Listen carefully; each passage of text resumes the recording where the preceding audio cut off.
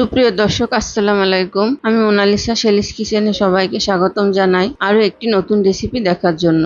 আজকে লাউ দিয়ে ডাল রান্না করে দেখাবো। সুস্বাদু এই সহজ ও মজাদার রান্নাটি অনেকে রান্না করতে পারেন, তবে আমি যেভাবে রান্না করি সেটা দেখাবো। আশা করি আপনাদের ভালো লাগবে। চলুন তাহলে লাউ দিয়ে ডাল রান্নার রেসিপিটা দেখে নিই। রেসিপির শুরুতে একটা মাঝারি সাইজের লাউয়ের অর্ধেকটা খোসা ছাড়িয়ে এভাবে ছোট ছোট পাতলা করে কেটে নিয়েছি।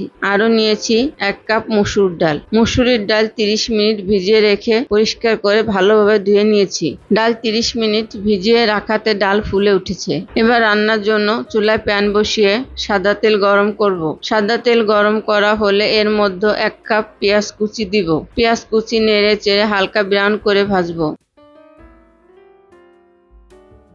পেঁয়াজ কুচি হালকা ব্রাউন কালার আসলে এর মধ্যে দিব তেজপাতা। তেজপাতা একটু ভেজে এর মধ্যে দিব বাটা মশলা, 1 চামচ আদা বাটা, আরো দিব 1 চামচ রসুন বাটা। এবার আদা রসুন বাটা খুব ভালোভাবে কষাবো, যাতে আদা রসুনের থেকে কাঁচা গন্ধ চলে যায়।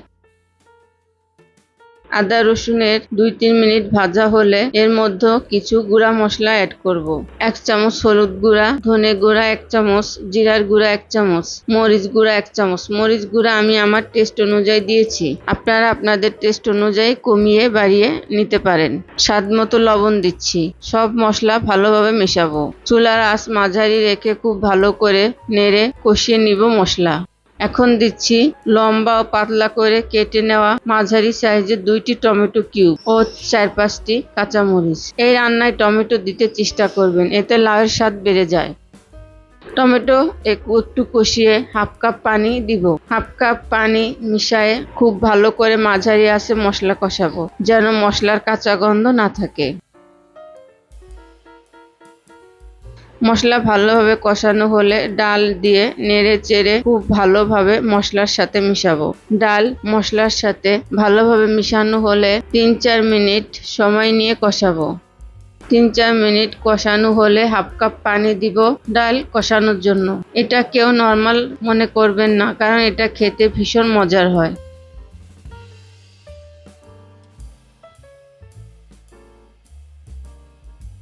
মসুরের ডালটা খুব ভালোভাবে কষানো হয়ে গিয়েছে, এখন পানি শুকিয়ে আসছে। এবার এর মধ্যে অ্যাড করব আগে থেকে পাতলা করে কেটে রাখা লাউ। লাউ ডালের সাথে খুব ভালোভাবে কষাবো।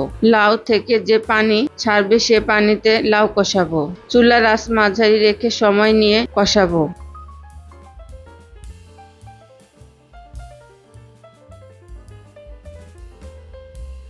লাউ ঢাকনা দিয়ে ঢেকে কষাবো আর মাঝে মাঝে নেড়ে দিব, যাতে নিচে লেগে না যায়। আমার আজকের রেসিপিটা ভালো লাগলে লাইক ও শেয়ার করে দিবেন, আর এরকম সহজ ও মজাদার রেসিপি পেতে আমার চ্যানেলটি সাবস্ক্রাইব করে রাখুন। এভাবে 7-8 মিনিট কষানো হলে 1 কাপ পানি দিব লাউ সিদ্ধ হওয়ার জন্য। ঢেকে দিব আর ঢাকনা খুলে মাঝে মাঝে নেড়ে দিব। লাউ সিদ্ধ হয়ে এলে 2 কাপ পানি দিয়ে মিশাবো। মিশানো হলে ঢেকে দিব আর মাঝে মাঝে নেড়ে দিব 10-15 মিনিটের জন্য। ফিরে আসছি 10-15 মিনিট পর। 10-15 মিনিট পর এবার ফোড়নের জন্য অন্য প্যানে সাদা তেল গরম করে রসুন কুচি 1 টেবিল চামচ, পেঁয়াজ কুচি 1/2 কাপ ও 2টি শুকনা মরিচ নেড়ে মাঝারি আঁচে হালকা ব্রাউন করে ভাজবো। পেঁয়াজ রসুন হালকা ব্রাউন করে ভাজা হলে এর মধ্যে দিব 1/4 চা চামচ আস্ত জিরা। জিরা দিয়ে কিছু সময় ভাজবো। এবার রান্না করা লাউ ডালের মধ্যে ফোড়ন দিয়ে ঢেলে দিব। ফোড়ন মেশানো হলে 1/2 চামচ গরম মশলা গুঁড়া দিব। রান্না প্রায় শেষের দিকে, কেউ চাইলে ধনে পাতা কুচি দিতে পারেন। এই পর্যায়ে লবণ চেক করে নেবেন। আমার চ্যানেলে ডাল ডিমের একটা রেসিপি দেওয়া আছে, ডেসক্রিপশন বক্সে লিংক দিয়ে রাখবো। আরো 2-3 মিনিট রান্না করে পরিবেশন করব। লাউ ডালের এই তরকারি সাদা ভাত, রুটি, পরোটা পরিবেশন করতে পারেন। আশা করি নতুনদের জন্য এই সহজ ও মজাদার রান্নাটি কাজে আসবে। আপনারা সবাই অনেক ভালো থাকবেন, সুস্থ থাকবেন। আল্লাহ হাফিজ। আসসালামু আলাইকুম।